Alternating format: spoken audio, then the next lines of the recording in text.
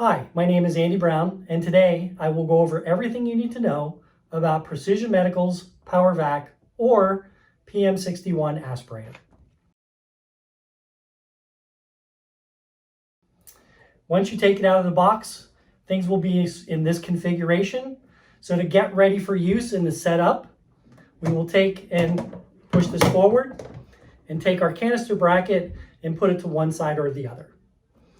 We'll then take what's in our canister because we need the contents in here. Remove the lid.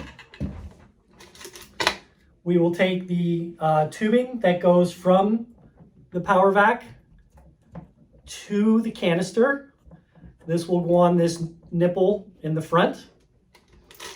In here as well is the patient suction tubing. And there's also an elbow that can be used to help with angling off the patient suction tubing. Not necessary, but it can be used. We'll then put this canister lid on tightly.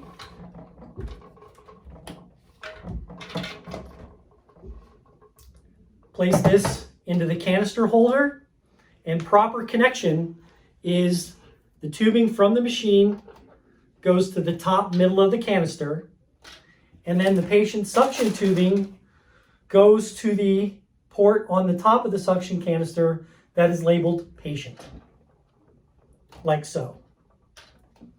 If you use the elbow is placed in this position and the suction tubing is connected then accordingly.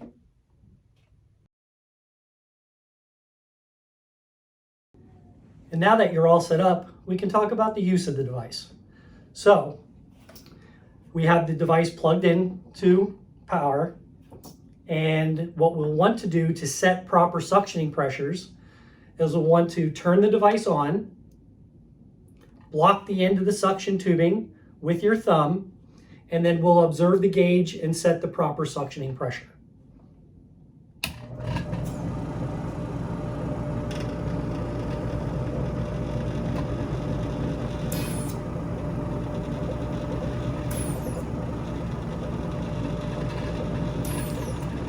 And I can set various higher or lower suction pressures depending on what my provider recommends and my physician team recommends that we suction at.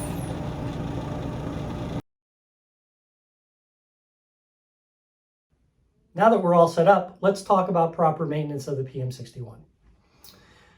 Regular maintenance basically happens out front for the most part on the patient side of the device.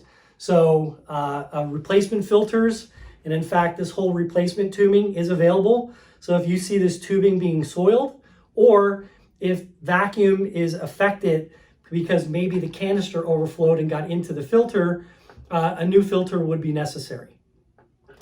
Otherwise, what we're going to do is we're going to have to empty the canister at some point in time. I would look to your healthcare provider who you would acquire the PM61 through to really look and see about proper disposal of anything that's inside of the canister. You will have to reuse the canister. So a lot of times people take what's in the canister, dump it in the toilet, flush it, and then from there they take and rinse the canister out, let it dry, and then put it back on the machine. Suction tubing, patient suction tubing will have to be changed every once in a while. So you should inspect this to make sure that it's in good condition, that it's soft and pliable, not stiff, that when you put it on, when you connect either the suction catheter or connect it up to the top of the suction canister, that it has a good firm fit so there's no leak. Both the canister and filter replacements are available. So if it helps to have a new canister while you're cleaning the old one, you can have a new canister, clean the old one, let it dry, put it back on. Same with the tubing. The tubing itself can be cleaned. The filter cannot be cleaned. So please do not get this filter wet or it will affect the overall suction of the device. The filter must stay dry at all times. For the device itself, the device can be wiped down with a wipe. You don't want to ever immerse this device in any sort of water. You can wipe it down with warm soapy water on a rag that's wrung out to make sure that no water gets inside of this device. So you really want to make sure that you're not pulling moisture into the device through the front nor do you want to get any of this soaking wet and get water inside the device. If you wipe it down, you can always dry it off with a dry rag. Maintenance on the machine itself comes in the form of this filter. So there's a filter in the back that can be cleaned, taken out, and replaced. Remember, we're pulling in room air through this, and this will, if there's dust and dirt and things in the house, this filter will get dusty and dirty. So just like everything else, you should take it out on a regular basis, wipe it off, wipe the dust off. And then maybe every 2 weeks or so, you want to take the filter out. You can dunk this in warm soapy water, wring it out, and then let it set to dry. If you have a new filter while you're waiting for this to dry, that's a great situation. Otherwise, please wait till this is completely dry before you reinserting this, so that to avoid getting any water inside of here. There's another little filter here, and we put a label on the top saying clean these on a weekly basis. Again, this is another little filter that you can take off, get the dust out.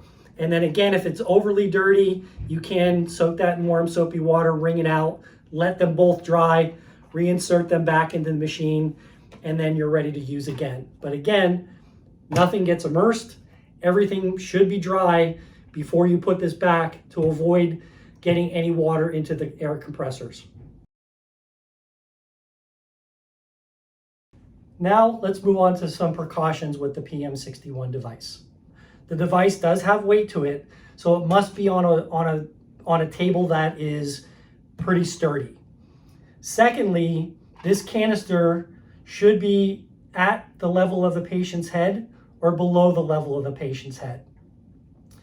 Thirdly, make sure that you do not put anything around this to try to quiet the device or dampen the sound. That may cause airflow restriction to the device, and it may cause the device to overheat. Lastly, as far as precautions go, if you're not achieving your desired suction, you'll want to maybe backtrack and figure out where the problem is. So with the device turned on, you'll want to start by removing this tubing, plugging this tubing nipple up, and seeing if you achieve your desired suction. If your desired suction is achieved, put this tubing back on, and then let's move to the top of the canister and block this, see if your desired suction is achieved. From there, we can move to the other side of the canister, the patient connection of the canister, block that side to make sure your suction is achieved. If you don't get suction in one of those points, there's a problem before that. So if you get to this point and you're not achieving desired suction, there's probably a leak somewhere, either on the top, or if you've unsnapped the top of the canister and put it back together, or maybe the canister was dropped or there's a crack in it. Please examine all parts of that. And then finally, to ensure the device is going to operate properly, and as a precaution, hook everything up, block the end of the tubing here, and make sure that you can achieve your desired suction. Thank you for watching this video on the PM61. Should you need any more information on any of our products, please visit precisionmedical.com.